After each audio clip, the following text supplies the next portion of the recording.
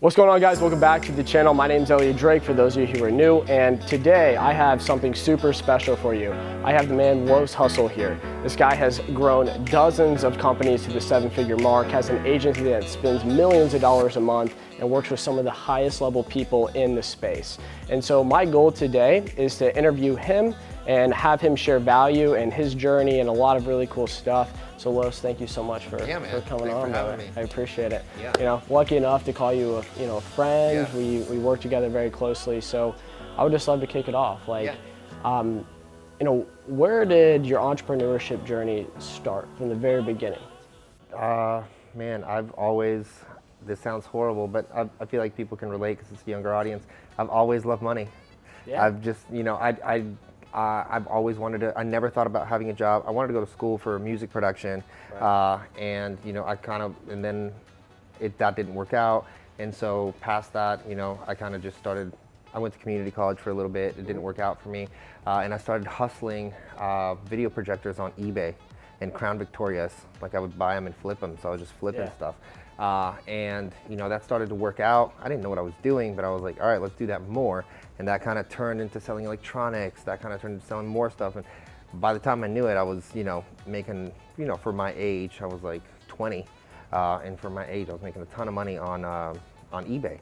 So much so that I started doing some electronics, and I became the largest distributor of that brand in the US. And they're available on like Best Buy and stuff. And so I was like super happy, super stoked about that. But then one time, the algorithm changed. I didn't know what that even meant at that time, right? I was like, oh, I guess you can't do this anymore. Right. Just didn't even try to be like, how do we do this more? I was just like, oh, I guess it's gone.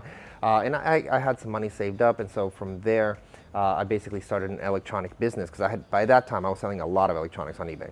Yeah. And so how old were you at that time? I was 20. 20 or something. Yeah. And so by 21, I was doing custom home theater. I started a home theater company. I was doing custom home theaters, and I did it for the House of Blues here in Orlando. I sold stuff to Disney, and it was just cold calling, right? And so I just kind of got it from hustling. I just never thought that just going to school I was never good at school. And it didn't mean I was an idiot. I just I was not interested so much that I just gave it up. You know what I mean? And I always knew that book smart people weren't essentially street smart, and I'm way more of a street smart kind of guy.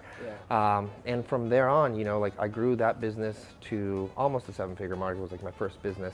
And then 2008, the economy hit, and I lost everything because I was doing custom homes, right? And so how that works is you wire the house first. You have contracts with the builder. You wire the house, so you front that money, and then when it comes back, they introduce you to the person who buys it, and they have to go through you for all the custom home integrations, right? Yeah. And so I lost $700K and that because I had already wired these homes. That company went bankrupt. I couldn't get any money back. I was just depressed, man. I couldn't get a job as a waiter, right? Wow. I couldn't get a job anywhere. And at the end of the day, I kind of started this online, and so I told my wife, I was like, hey, I think I'm gonna go back to doing stuff online, and she was like, okay. She's always been massively supportive of me, and I started, actually this is funny, I started diving into LinkedIn, and my first clients from there were people that I sold stuff on LinkedIn. And from there I just said yes, right? I was talking to people, and they were like, well, do you know how to build a webinar? And this is 2008.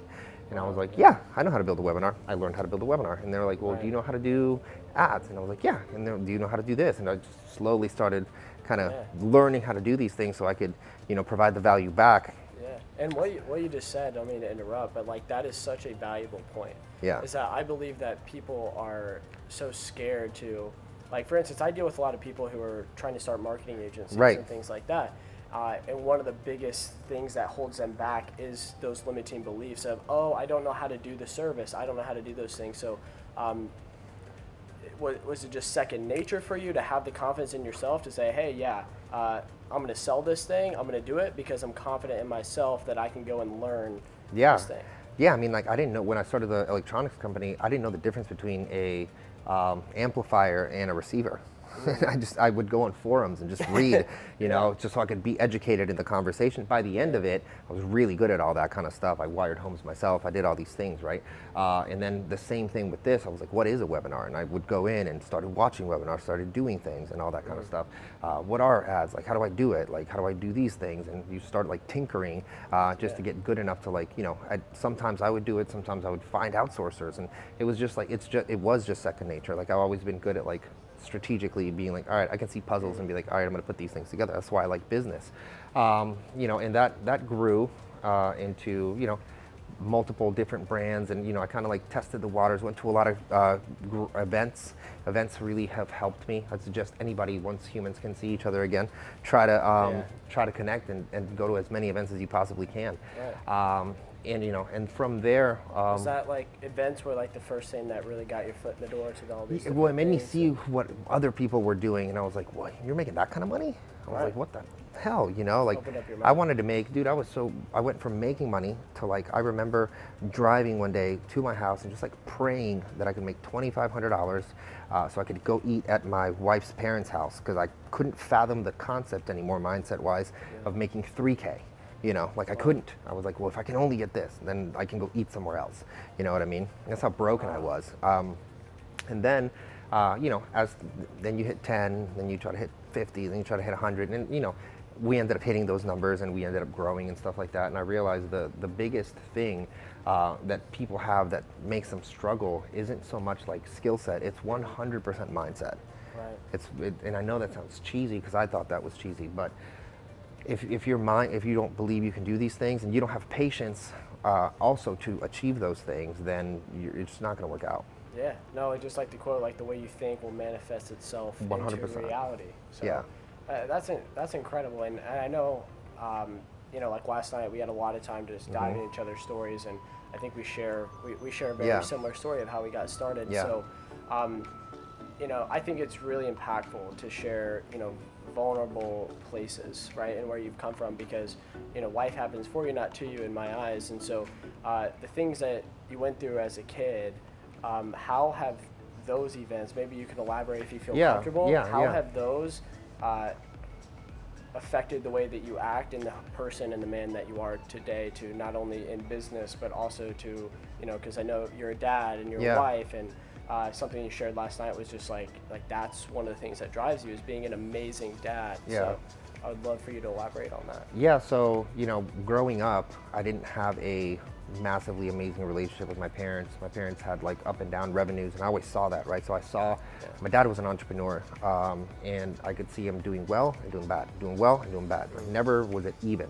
And so a big thing for me was always like, as I was seeing that, just being like, man, like, when I grow up, I want to, like, sustainability was like a big word for me, because I was like, I just want to stay solid, but always keep growing, like never go down, you know, like I couldn't understand why would you go up and then go down?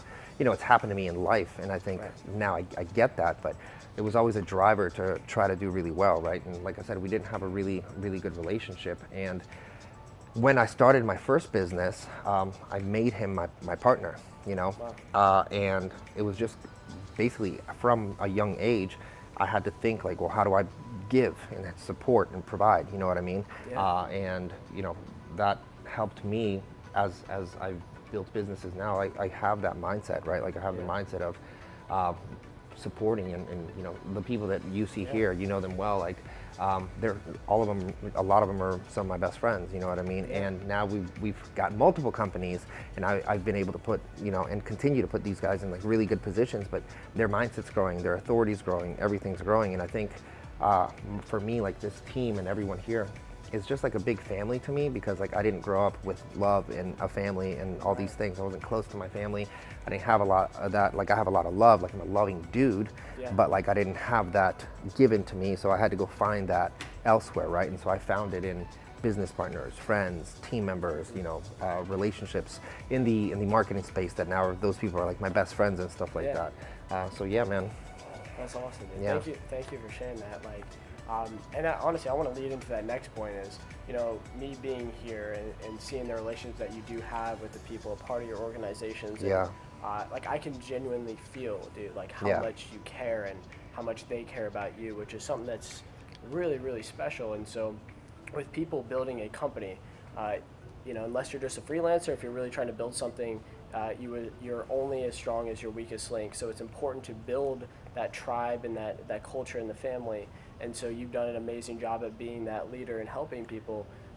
So any advice, like how does somebody become a leader and start to build a team of people that can help them get to where they want to be? So I just think you can't fake it. You either want to have that or you don't. And like if you can run two types of businesses, right? You can run like a dictatorship, like it is all about you, and both companies can grow, right? Like a dictatorship could be, it's all about you, I'm gonna do this, you're a number, you're this way, boom, boom, boom. And it's like you're running an assembly line. Your systems, your business, it's an assembly line. Humans are an assembly line, and it just doesn't matter. Right. And some people can do that. For me, for what I wanted out of stuff, it's just not like that. Like I love these people, and like I also know that if you really put time and energy and love into people, they can grow. And I just saw the concept of like, man, if I want to build multiple companies, I'm gonna have to hire multiple CEOs, right? I'm gonna have to pay them a ton of money. Right. Why don't I do that with like my best friends and like Yeah, groom that's them amazing. to do that, and get them to the point where like, we're here, okay, I can run this, I can run this, I can run this. I still own them all, but now they get to share with me, and I have this barbecue analogy of like people that I partner with. Like, I don't want to partner with anyone that I wouldn't want to have at a barbecue, just because like it makes sense, right? Like if I don't want you at my house, if I don't want you like knowing my kids, and like I don't want you like texting my wife because we're all hanging out, then I don't want. Why would I be your partner? Yeah. That makes no sense. Yeah. And so I didn't see the concept of like, well, I can just hire someone here to, manage brands, but if they don't get along with them, then honestly, this is the person that's going to leave. It's not them. You know what I mean? Right. So that's why I put so much love and thought into people, and they essentially grow up, so to speak, into their roles, teaching and loving people the same way. Yeah. You know what I mean? And that's how I think you build like an organization that's more like culture first and relationship first rather than just financially first. Because when you do that, like numbers are just numbers, but like everyone has emotions. Everyone, if you love them, even if they don't love this, they'll love this because they love you. And so there's a lot of like love and energy, and I'm big into all that kind of stuff. Yeah, no, that's so powerful because, money, the driver of money is not going to motivate you. And So- at one point, it becomes nothing. It's just Exactly. like It once you becomes achieve the new it, norm. you're like, Yeah. I'm just gonna make more. You Yeah. know what I mean? Exactly. Yeah. And so where was the point in your life where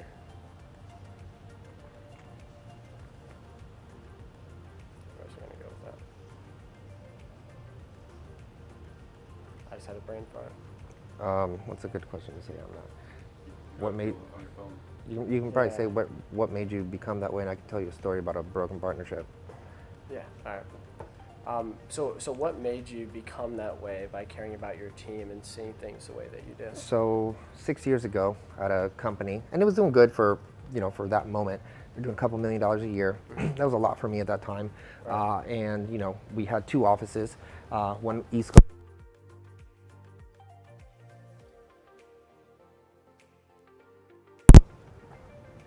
Let me know. Good? Yep, you're good. Sweet. Yeah, so 6 years ago we had another business. It was making a couple $1 million. It was a lot for me at the time. And we had two offices, East Coast and West Coast, right? And we did two different things. One did like e-commerce, like we ran brands, we owned brands and scaled them. And the other one did like digital education on what we were doing, and almost like a publishing company, right? Yeah. So I ran the publishing company side, my partner ran the e-com side. And it fully east to west, just that whole vibe started to feel like two different offices, right? So long story short, we ended up breaking up, and I thought we were going to do like an amicable. All right, I feel like we're both feeling this way. Like let's just split. Right. And he was like, no, I feel like I've done it all, and I'm gonna go ahead and keep everything. Yeah. And I could have fought, but I also I remember thinking like this feels like we knew all the same people, and I was like, this feels like an ex-girlfriend that'll like spray paint your car type of thing. And I was like, I think I'm good. You go ahead and keep it. I'm just gonna start something new. Right. And so we did that. And at that time, again, it happened. Like sometimes you go up, sometimes you go down. Right. I was down, right? And two of the guys here, who are now my COO, my CMO, stayed with me. And I remember we had an office, we had the whole thing. I had to cancel the office. I was like, I'm going back to my house. I'm going upstairs. I had a upstairs kind of like theater room, made it back into an office. And I was like, I'm just gonna figure something out. And they were like, all right. And I was like, that's it. I gotta figure, and I didn't, at that time I was like beat. I was like, I don't even know what I wanna do. I don't even know if this is what I wanna do. Yeah. And they just kept showing up to my house. Like literally just, we were going upstairs and I was like, I don't know what you wanna do. I have like almost no desire to do anything. Right. And they're like, no, we got you. Like, we'll figure it out. We'll figure it out together. And I was like, I don't want to do that. And they just kept showing up. And then they forced me to go, I got a speaking gig with a friend, and that kind of like lit me back up. Started doing some consulting, and we built a 7-figure agency in 3 months. And from there, like every business that I've, for the past 6, 7 years with them, we've built multiple 7 and 8-figure businesses ourselves for us. And it was just like, we've gone through other ups and downs. I bought partners out from other stuff, and we were there, and like we've always just been there for each other. And I think that is like the truest love of family and relationship and stuff. Like when shit really hits the fan, people just show up and be like, I got you, what's up? When you're like, go away. Yeah, when you're like, go away, I don't want you here. I don't even know how I'm gonna give you money. And they're like, we'll figure it out, or whatever. Like, so that grew into hiring another guy that like was in the kind of same network, and we became close, and this and this and this. And so like, to me, this is my family, like because they've proven it. Like when really things go down, they show up. And I think that's what love and family is supposed to be. When you're down, that you don't even gotta ask, they just show up, 100%. And so that's the way that I run this now. Yeah, that's incredible, because that hits home to me so much, because like for me growing up, like I'm 21 years old, but I got started pretty early, luckily, and very similar story with parents and everything's not really being there. Entrepreneurship was my way to find my purpose and my meaning and where I wanted to go, but I still, I was hanging around the wrong people, making the wrong choices, doing all these different things, and one of the biggest first steps that I made that it sent me, I always think of the ladder analogy, right? Like the ladder of success. And so a lot of people will look at the top of the ladder, realize it's way too far to go, and so they never attempt it, or they look at the very top and they try to jump in, they fall, and they get discouraged and stop. And so one of the first stepping stones in that ladder for me was changing my whole friend group, right? Because you're a spitting image of the 5 closest people around you, which I started to learn from books. And so I changed my friend group, which then led to me finding a mentor that then taught me about digital marketing and got me literally into everything that I do today. And once I came off and was on my own, one of the biggest struggles I had is like, I can make over 10K per month, like just me, right? But at the end of the day, it's just me. I was just a freelancer, and I knew I could do something bigger. And so I had different business partners, and like you said, like they like messed up and all this stuff. And then I finally found the team that I have now that is like a family, and that has literally changed everything in my life, because it's having those people there whenever, they can look at me because they know me so well when I'm being, say, an asshole, or I'm like, no, I don't want to do this, or like I'm down, like no, mother weeper, like let's go. We got you. Yeah. And so that's super powerful, and I think a really big lesson that people should understand is like building your tribe. It's important, man. It can transform your life. Yeah, I mean, I think it's, I could not, I would have zero desire to do this without them now. Like, I just don't care, like I could do it. I could make $1 million by myself. Yeah. I would be so empty. Like, it would be so meaningless to me. You know what I mean? I would for sure just rather split more money with people than like make more. And I get that like a lot of people are like, oh, you say that, like, dude, like I mean it, like you it's proof. Because like money is not gonna, you all want money, we all want money, because like at first it solves a problem and a need and a necessity, and then you start to acquire more of it. And like, for sure I want all of it, for like, cool, but like it doesn't make me, like it's not like who, I'm not driven just so much by that. I'm driven by community, by love, by like, I want to be a person that like people realize like, oh dude, this dude like came up on some dark stuff and like still did it, and he's now, he's a great dad even though he didn't have a great dad, and he's a great partner even though he didn't have great partners, and he's a loyal as hell husband even though like he got cheated on, or all these, he's the opposite of everything he was supposed to be, because he just thought that he shouldn't be that way, no matter what gets hit, no matter about whatever. Like, he's the opposite of like what he didn't want to, what he got done to, because most people become exactly what you get done to you. You know what I mean? If you're abused or mistreated, or like it's not good for you, then you just take that energy in and you're like, that's just life. That's how it's going to be. That's how I'm going to treat you. You know, instead I was like, no, I'm going to do the full opposite of these things. And I believe that doing that is a huge reason why, you know, I'm successful, because like I just treat people, I'm very straight up, you know that, but I'm also I mean what I say out of like love and like wanting to be supportive. And you feel that. Yeah. You know who you are, you know what you want. Yeah. So you're very direct and very confident, but like down to earth, you're like.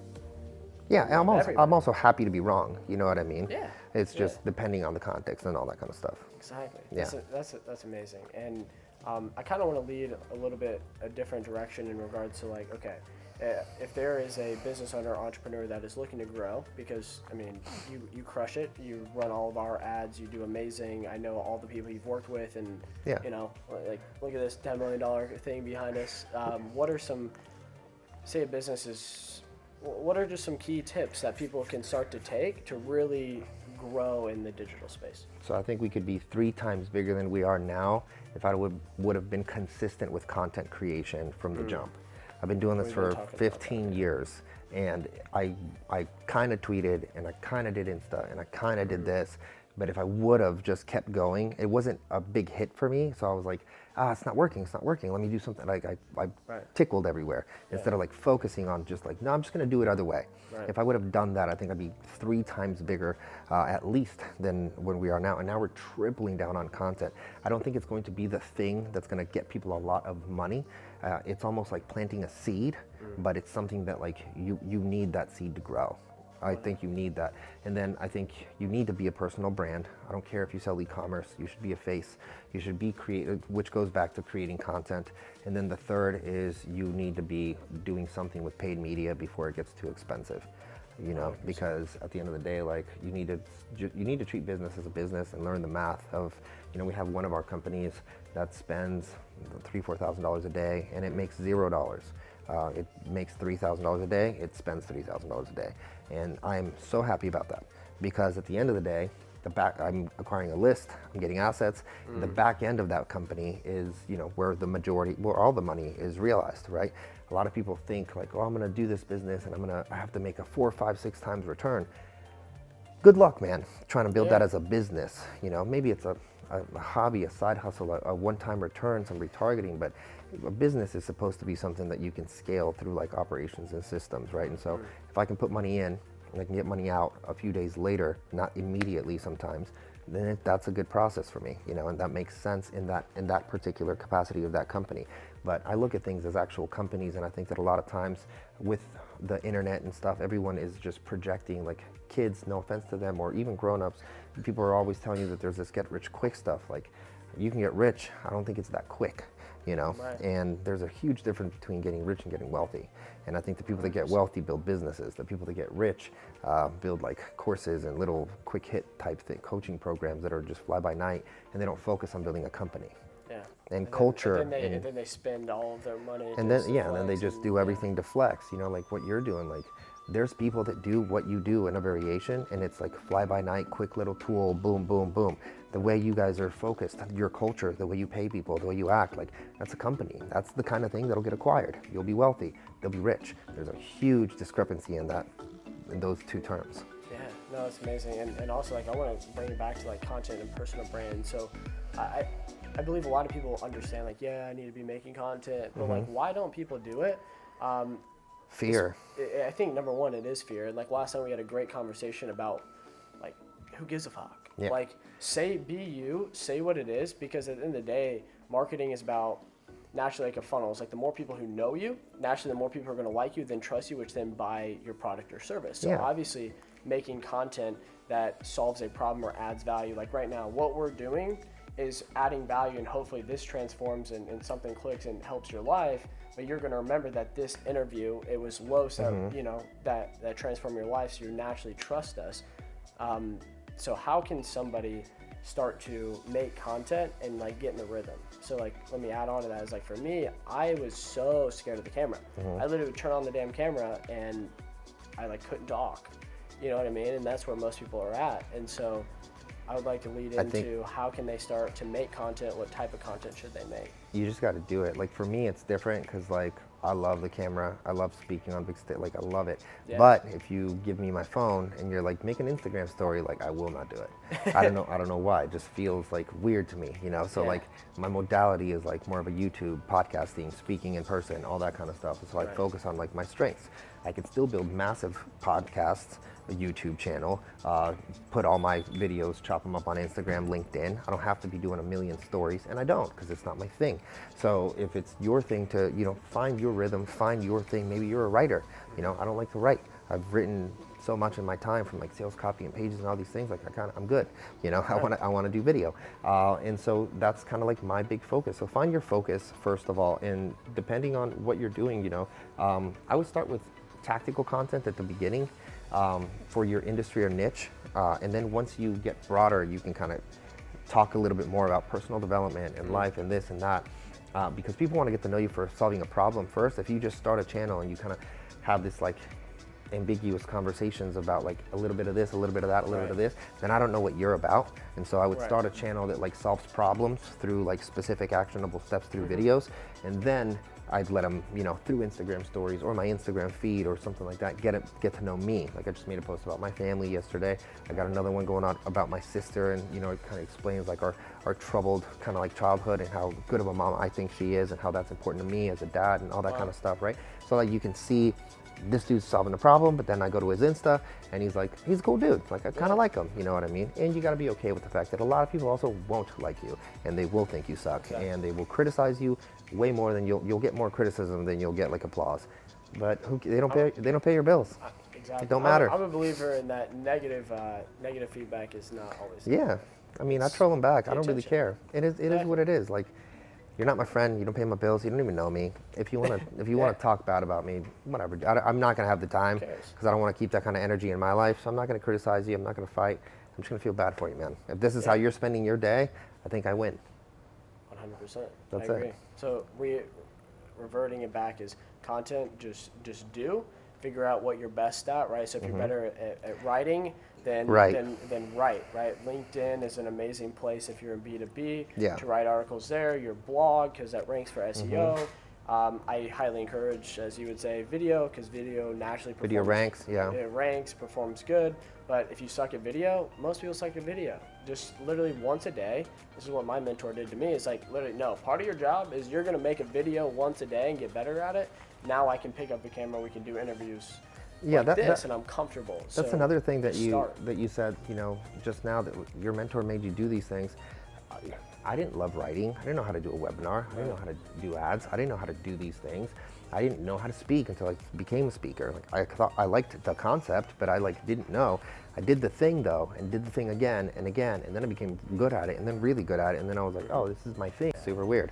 But I love cold showers. I don't care about that. Yeah, I like him. I like taking them. I like knowing like, all right, it's about to get hard, and you do the hard thing. Yeah. There's power in that. Yeah. So that's incredible. And thank you so much. I think we can wrap it up. But yeah. Is there, to somebody who's watching this, I have a big heart for people who like want to start and do the thing, but they're just starting out, right?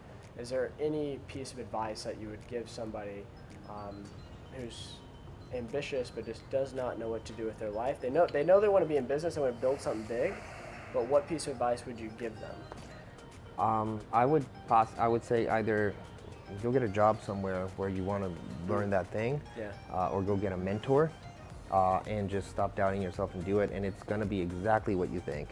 It's going to suck, and it's not going to work out, and then it will if you keep it going. It's amazing. How does someone find a mentor? I know we shared an amazing story with one of you guys, Roddy, who's like, I think it was Roddy. Yeah, Roddy was amazing.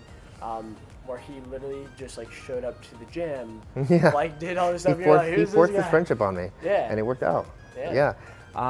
For me, like I found all my mentors through, I call them friendtors because I haven't ever like hired a mentor. I just became like I did what he did actually. I became best friends with like the dude that I wanted to get help from, and now we're best friends. You know what I mean? Yeah, like we wrapped up a family vacation. We do like a vacation a year together with our families and stuff. And you know, I did that from going to groups. And so go to group, and by groups I mean a mastermind, paid mastermind for the most part. I don't like to do free stuff because you have freebie seekers, right? And so like if you pay attention, and like the people that pay normally are vetted in some sort of way, and so you're talking to someone who like could be in a good position to help you or to connect with you in a different way. If you're just going to free things, like honestly, I gotta be honest, I think it's a waste of time because everyone is just trying to take. No one's trying to give. When you go to a mastermind and people pay, the people come in trying to outgive other people rather than like take so much. You know what I mean? Yeah, that was powerful. I'd love for you to share that story. Like honestly, that's an amazing story with that mentor, because you literally, like you called it out. You had like a job, and you literally said no. Oh yeah. Because you valued and understood the relationship and where you were at, and then came back to the table. Share that really quick. So we launched so we launched the mastermind. You know, we became super close, and we launched the mastermind together, and it was successful. At this point now, it's a multi almost 8-figure business, right? And we were doing that, and we had another thing together, and this and that, and I knew that he was kept giving me responsibilities and pushing, and I wasn't like, I didn't feel like, you know, I was doing this, and then I was doing my other business that like hit 2 million, and I felt like I was doing it, I wasn't adding value here, and I didn't want this because he was like my best friend. I was like, I didn't want this to turn into like, you're lazy, you're not doing it because you're here. I knew that, and so I was like, hey, I'm gonna bow out. You do this, and we're just gonna stay tight. And through that, and he was like, all right, because I knew he, you know, obviously, no, if you didn't want it, you'd be like, no, we're good. Yeah, you right. want it. You're like, yeah, makes sense, right? So he was also teaching me a lesson. It's like, yeah, come back when it's time, you know. Right. And we stayed super close, like all worked out. But like, as I grew more and more brands and I had more time, he was like, hey, I think it's time. You know, like we just knew, we're like, I think it's time for us to do all these other things again. And now we have multiple companies together, and we own other people's brands and stuff like that. And it's amazing. It was the right time to do it. And I was willing to sacrifice the time, the revenue, the opportunity for the relationships, people over profit, you know? 100%. And we align very closely on that. Yeah. So, Los, thank you, brother. Thanks for having me, man. This is good. Yeah. This is good. So thank you guys so much. Los, where can they find you? Like if you're just a normal business owner, you're looking for somebody to help you with your ads, scale your business, he's the man, like really the man. So, or if you just want to follow him, see the rest of his journey and what he's doing, where can they find you? Go to losilva.com, and if you're on Instagram, just go to Los Hustle. Amazing. Yeah. And links will be in the description. Thank you guys so much for tuning into this interview. I had a lot of fun. Yeah, man, that was great. So yeah, make sure to hit the thumbs up button for the YouTube algorithm, and then smash that subscribe button as well, and then comment what you thought down below. And I think maybe the best comment on this video, what we'll do is maybe a free 10-minute mentorship FaceTime with Los. Yeah, let's do that. Sound good? Yeah, man. Right. Thank you guys so much. See you guys. See ya.